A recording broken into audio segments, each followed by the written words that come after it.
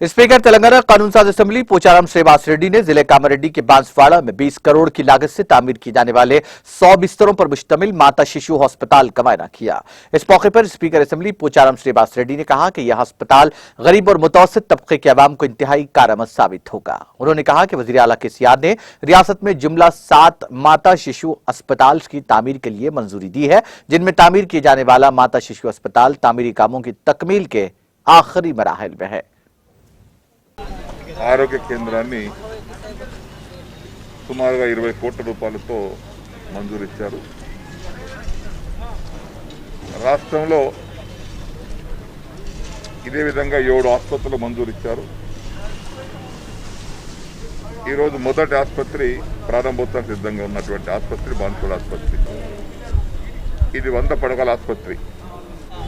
ఎల్లుండి అనగా 3 తారీఖు నాడు లాంఛనంగా ప్రారంభిస్తాం. దీంతో పాటు ఈ ఆసుపత్రికి ఒక ఫ్లైఓవర్ బ్రిడ్జ్ కూడా మంజూరు చేస్తున్నాం. కాబట్టి ఫ్లైఓవర్ బ్రిడ్జ్ కూడా नाज़रीन, हमारे टीटीवी न्यूज़ को सब्सक्राइब करिए, बेल आइकॉन को प्रेस करिए, शेयर करिए और लाइक करना ना भूलें। और किसी एडवर्टाइजमेंट से मुताल्लिक़ जानकारी के लिए हमारे इस नंबर पर कांटेक्ट कीजिए। हमारा नंबर है 9550102020।